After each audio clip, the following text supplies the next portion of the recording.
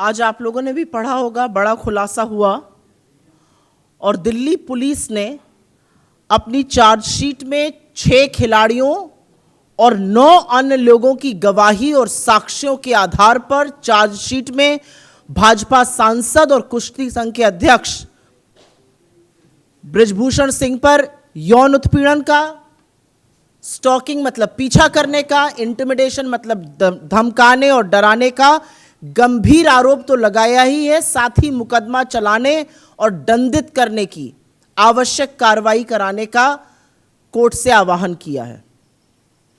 आपकी जानकारी के लिए यहां पर बताना जरूरी है कि बृजभूषण सिंह भाजपा सांसद पर धारा 506 आपराधिक धमकी, 354 महिला की लज्जा और शीलता को भंग करना, 354A यौन उत्पीड़न, 354D पीछा करना जैसी धाराएं लगाई गई हैं। पुलिस ने अपनी चार्जशीट में बृजभूषण सिंह को कोर्ट बुलाकर ट्रायल शुरू करने और विटनेसेस जो इसमें मेंशन्ड हैं उनको बुलाकर मुकदमा शुरू करने की पैरवी की है। इस चार्जशीट के अनुसार 108 लोगों से बात की पुलिस ने, जिसमें से 15 लोग, जिसमें रेसलर्स हैं, रेफरी हैं, कोचेस हैं, ने गवाही दी और उसमें यौन उत्पीड़न, डराने धमकाने जैसे संगीन आरोप लगाए।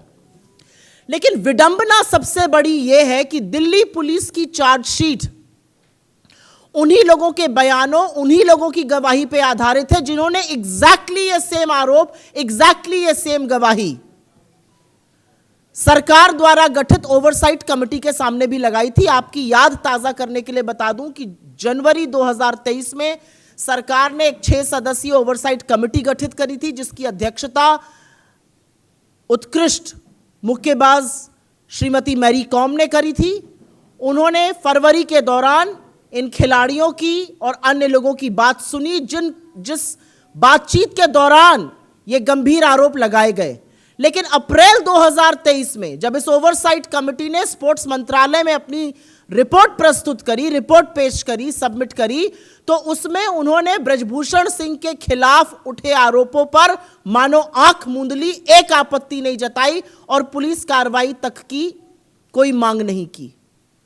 और जैसा कि सर्वविदित है, कोई कार्रवाई ना होने पर, ओवरसाइट समिति से पूरी तरह से विश्वास हिल जाने पर खिलाड़ी साक्षी मलिक, विनेश फोगट, संगीता फोगट, बजरंग पुनिया जैसे खिलाड़ी वापस जंतर मंतर पर आकर मजबूर हुए कि वो फिर से प्रदर्शन करें अपनी जायज मांगों को लेकर। और उस दौरान उनको गालियां दी गई, उनके साथ हाथापाई की गई, उनको सड़कों पे घसीटा गया, उनके सीनों को रौंदा गया। और यहां तक कि जब उन्होंने थक हार कर अपने मेडल गंगा में बहाने की बात करी तो इस सरकार ने अपील नहीं करी कि ऐसा ना किया जाए।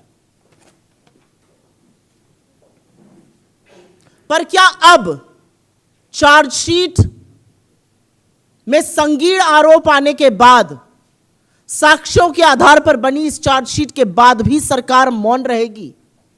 क्या अभी भी प्रधानमंत्री कुछ नहीं बोलेंगे? क्या अभी भी महिला बाल विकास मंत्री स्मृति ईरानी अपना मुंह तभी खोलेंगी जब राहुल गांधी के खिलाफ विश्व गलना रहेगा? क्या खेल मंत्री अनुराग गोली मारो ठाकुर तभी नारे लगाएंगे जब दिल्ली में दंगे कराए जाएंगे? इस चार्जशीट पर कोई कुछ नहीं बोलेगा। क्या अभी भी संरक्षण बृजभूषण शरण सिंह को दिया जाता रहेगा? क्योंकि असलियत यह है कि अगर जरा सा भी नैतिकता, रत्ती भर नैतिकता इस सरकार में, इस देश के प्रधानमंत्री में, इस देश के गृह मंत्री में, भाजपा के अध्यक्ष में होती तो संरक्षण बेटियों को मिलता, बेटियों के खिलाफ अपराध करने वाले आरोपी को नहीं। लेकिन यह देश भी देख रहा है और यह देश देख रहा है कि कैसे लगातार, नॉट वंस नॉट ट्वाइस, एक बार नहीं, 2 बार नहीं, लगातार भारतीय जनता पार्टी नेताओं, सरकार और प्रधानमंत्री का संरक्षण आरोपी को मिलता है इस देश की बेटियों के विरुद्ध। तो इस मंच से हमारे प्रधानमंत्री से बहुत ही चंद कुछ सवाल हैं। हमारा पहला सवाल तो वही है जो यह सवाल पूरा देश सोच रहा है। महिला खिलाड़ियों के खिलाफ यौन शोषण के मामले पर प्रधानमंत्री चुप क्यों हैं? उन बेटियों के मामले पर जिनको उन्होंने अपने घर की बेटी कहा, उन खिलाड़ियों के मामले पर जिनके साथ उन्होंने फोटो खिंचवाने में मिनट भर भी देरी नहीं करी, प्रधानमंत्री इस पर मौन क्यों है? प्रधानमंत्री अपने चहेते सांसद ब्रजभूषण सिंह को पार्टी से कब निकाल फेंकेंगे, यह सवाल आज देश पूछ रहा है।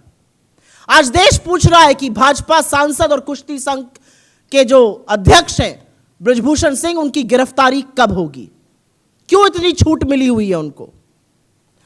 और अंत में मोदी जी, आपकी सरकार ब्रजभूषण सिंह को संरक्षण देना कब बंद करेगी। बिकॉज यहां पर वस्तुतः स्थिति यह है कि यहां पर देश का विपक्ष आपसे सवाल नहीं पूछ रहा है। आपका टेस्ट, आपका परीक्षण इस समय देश की बेटियां करना चाहती हैं।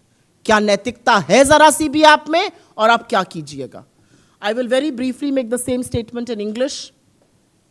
In a huge revelation that we all woke up to, and something that one has known about, the Delhi police has filed its charge sheet, and in its charge sheet, on the basis of evidence and allegations made by some of India's most decorated athletes, referees, coaches,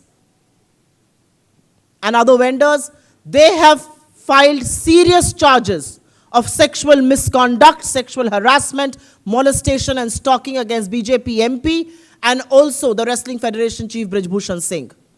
The charge sheet invokes Section 506, criminal intimidation, Section 354, outraging modesty of a woman, Section 354, sexual harassment, 354D, stalking. The police has, of course, asked the court to summon Brajbhushan Singh for trial and has asked witnesses to be called in for questioning as well. According to this charge sheet, 108 people were investigated and questioned, 15 of whom, which includes India's most decorated athletes, referees, coaches, all corroborated the allegations that were made. It is, however, indeed very, very ironical that the charge sheet is based on exactly the same allegations that were raised before the oversight committee set up by the government. If you remember, in January 2023, the government set up a 6-member oversight committee headed by Mary Kom. In February, players, athletes, coaches, referees were summoned by this committee. They made allegations of sexual exploitation, sexual harassment against the Wrestling Federation chief, against the BJP MP.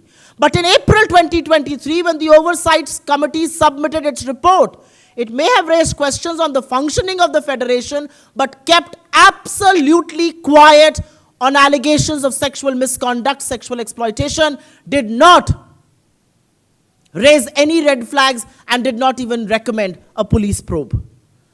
And what followed, I think one knows. It was in April 2023, after the Oversight Committee they had no faith in the Oversight Committee. They had no faith of an investigation. India's most decorated athletes returned to Jantar Mantar to carry on with their protest, asking for their rights, speaking against exploitation. And during this time, they were mercilessly beaten up, they were dragged, they were hurled abusers at, and when they decided to drown their medals in the river, the government did not even choose to make an appeal to them. And which is why I think the most important factors that come to question today is, will the government continue to remain quiet? Will the Women and Child Development Minister Smriti Irani only speak when she's spewing venom against Rahul Gandhi? Will she turn a blind eye to very grave charges being made in this charge sheet? Will Sports Minister Anurag Golimaro Thakur come out in the open and say a word of solidarity with the athletes? I also think the moral bankruptcy of this government, of the Prime Minister, of the Home Minister, of the BJP, its chief JP Nadda, is on test. Will Brajbhushan Singh continue to be the member of parliament for the BJP? And will the BJP not once, not twice, but repeatedly continue to offer political patronage, protection, and support to the perpetrator of the crime here and not the women? And from this platform, we are only asking 4 questions of the Prime Minister. Why is Prime Minister Modi conspicuously silent on charges of sexual exploitation against one of his own members of parliament being labeled by decorated athletes who he called his own? When will the Prime Minister and the BJP President throw Brajbhushan Sharan Singh out of the Bharatiya Janata Party? When will the MP and the Wrestling Federation chief be arrested? And when will your government, Mr. Prime Minister, stop giving political patronage to perpetrators of crime against women?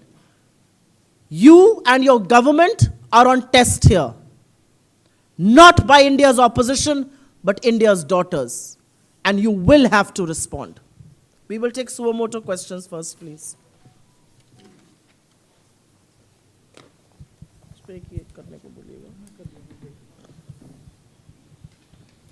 Yes.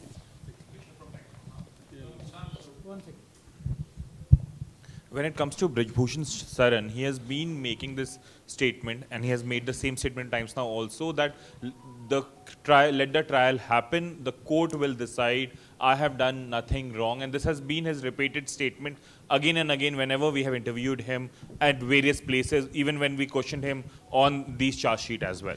I have a very earnest request to make to my friends of media here as well. Stop giving the man who's charged with such grave allegations a platform to come voice an opinion that he does. It's the same MP, the same Wrestling Federation chief who said medals are available for 2 rupees or 10 rupees. Who said all these girls are lying. Who said they are overage. So stop giving him a platform to come exploit that platform and put a story that's completely fictitious. The Delhi police charge sheet bears semblance to the fact that India's athletes have been saying for months and have suffered in silence. That's the reality of this. Yes, there will be a trial. Yes, there is corroborating evidence. Yes, the law will take its own course. But governments in this country are run on moral compass. And this case once again proves that the moral compass in the BJP is completely lost and nobody cares about what is happening to India's daughters. I will respond. आपका सवाल का जवाब मैं हिंदी में जरूर दूंगी. ब्रजभूषण शरण सिंह कभी एक टीवी चैनल पर, कभी दूसरे टीवी चैनल पर कूद कर अपनी बात करते हैं. उनको प्लेटफॉर्म देना बंद कर दीजिए. वो आरोपी हैं और बहुत संगीन आरोपों से घिरे हुए हैं. आरोप सेक्सुअल मिसकॉन्डक्ट के हैं, यौन उत्पीड़न के आरोप हैं, और ये आरोप इस देश की सबसे होनहार बेटियों ने लगाए हैं. ये वही ब्रजभूषण शरण सिंह है जो कहते थे मेडल जो है वो टके के दाम बिक रहे हैं, लड़कियां खेलना नहीं चाहती हैं, लड़कियां बुढ़ी हो गई हैं. ये वही ब्रजभूषण शरण सिंह है. इनको प्लेटफॉर्म देना बंद कीजिए. और सबसे जरूरी बात यहां पर यह है कि बिल्कुल ट्रायल होगा, मुकदमा चलेगा, मुकदमे में जो एविडेंस है वो पेश होगी, जो एथलीट्स हैं वो अपनी बात रखेंगे, सारे साक्ष्य सामने आएंगे. लेकिन एक सच ये भी है कि सरकारें नैतिकता और मर्यादा से चलती हैं. और जब भाजपा का एक सांसद इतने संगीन आरोपों से घिरा हुआ है, उसको संसद में बैठने की अनुमति नहीं होनी चाहिए. और यहां पर मर्यादा और नैतिकता का दोबारा से टेस्ट है प्रधानमंत्री मोदी का, भारतीय जनता पार्टी का और उनकी सरकार का. जी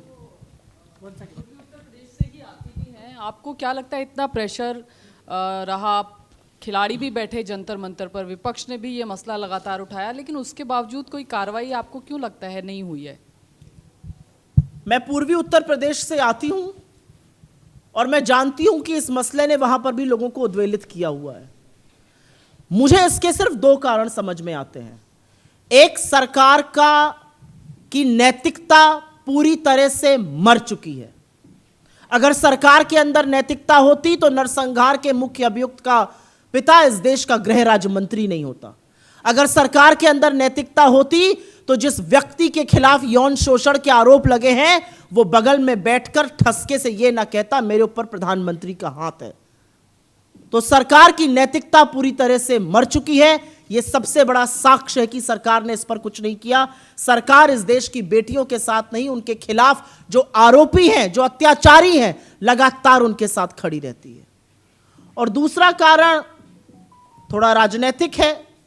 दूसरा कारण अमित शाह जी और योगी जी के बीच की जो खींचतान है, जो उत्तर प्रदेश की राजनीति को फॉलो करते हैं, उसका सीधा उदाहरण है ये. इस पे मैं जितना कम बोलूं अच्छा है. समझने वाले समझ गए, कहने वालों ने कह दिया.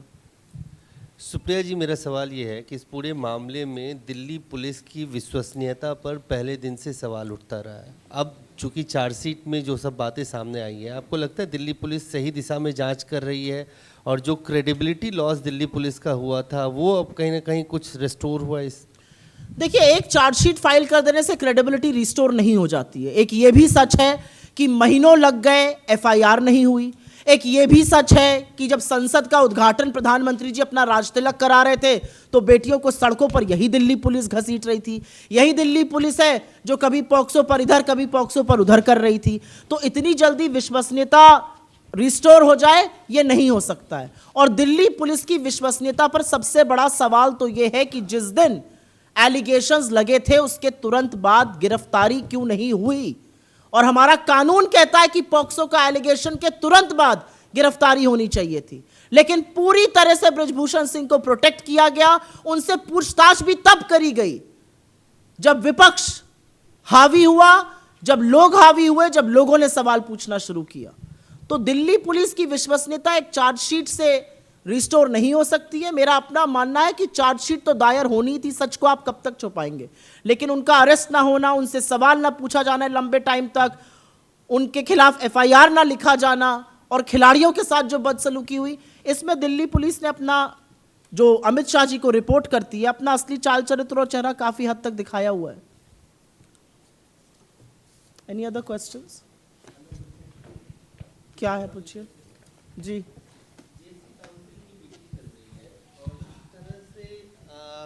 जीएसटी को पीएमएलए के दायरे में लाया गया है, उसको लेकर कांग्रेस पार्टी का क्या स्टैंड है? हम शुरू से एक बात कह रहे हैं जीएसटी को लेकर। हमारा ये मानना है कि प्रधानमंत्री ने आपाधापी में, जल्दबाजी में अपना नाम उस पर किसी तरह से चस्पाने के लिए जीएसटी को लाए। और ये सच है कि जो जीएसटी आई वो त्रुटिपूर्ण है। जो जीएसटी आई उसने लोगों का, छोटे व्यापारियों का धंधा नर्क कर दिया है। उसको गब्बर सिंह टैक्स कहना बिल्कुल अतिशयोक्ति नहीं है। जिस जीएसटी ने आटे और दही पर टैक्स लगा दिया है उस जीएसटी का हम समर्थन कैसे कर सकते हैं। लेकिन हमारा अपना मानना है कि इस पर एक विधिवत एक रूपरेखा बनाकर कांग्रेस अपना ऑफिशियल स्टैंड लेगी। अभी के लिए हम सिर्फ इतना कहना चाहते हैं कि जीएसटी के माध्यम से और उत्पीड़न लोगों का करना, जीएसटी के माध्यम से लोगों को अपराधी घोषित कर देना, जीएसटी के माध्यम से लोगों को का शोषण करना सर्वथा गलत है। भाजपा कमेटी सुब्रमण्यम स्वामी ने कहा कि प्रधानमंत्री की अर्थनीति बिल्कुल जीरो है, उन्हें अर्थनीति बिल्कुल नहीं आती, उन्हें प्रधानमंत्री नहीं बनना चाहिए, अगला चुनाव उन्हें लड़ना भी नहीं चाहिए। चलिए, जो बात हम पहले दिन से कह रहे थे अब बाकी लोग कह रहे हैं, भाजपा वाले भी कह रहे हैं। ये तो संघ ने भी कह दिया है कि चुनाव प्रधानमंत्री के और उनके एजेंडा पर नहीं जीता जा सकता है। तो शायद जिसका आपने जिक्र किया उन्होंने इसी बात का वर्णन किया है। एनएसए का बयान आया अजीत डोभाल साहब का कि धर्म नहीं होता है किसी भी आतंकवाद का, और ये कुछ बहके हुए लोगों द्वारा किया जाता है आतंकवाद। आतंकवाद पर कांग्रेस पार्टी चलते फिरते बयान नहीं दे सकती है, क्योंकि आतंकवाद से लड़ते हुए हमने एक भारी कीमत अदा करी है। आतंकवाद के चलते हमने अपने 2 नेताओं की शहादत दी है। आतंकवाद के चलते इस देश की प्रधानमंत्री को 32 गोलियों से भून डाला गया। आतंकवाद के चलते इस देश के एक पूर्व प्रधानमंत्री को भारत रत्न राजीव जी के शरीर के चिथड़े उड़ा दिए, क्योंकि वो देश को एकजुट रखना चाहते थे। तो आतंकवाद पर चलते फिरते बयानबाजी करना मुझे नहीं लगता हम कर सकते हैं। आतंकवाद की जितनी भर्त्सना करी जाए वो कम होगी। हिंसा की सार्वजनिक जीवन में या किसी भी मांग को लेकर हिंसा की लेश मात्र न समर्थन किया जा सकता है, न सार्वजनिक जीवन में जगह है। ये उन्होंने किस कॉन्टेक्स्ट में कहा है मुझे नहीं पता, लेकिन आतंकवाद थामे थम नहीं रहा है। जब राजौरी और पुंछ जैसी जगहों में हमारे 10 जांबाज शहीद हो जाते हैं और एनएसए से लेकर प्रधानमंत्री मौन रहते हैं, एक शब्द श्रद्धांजलि का नहीं बोलते हैं, जबकि वो आतंकी हमले होते हैं, तो ऐसे लोगों का बल बढ़ता है।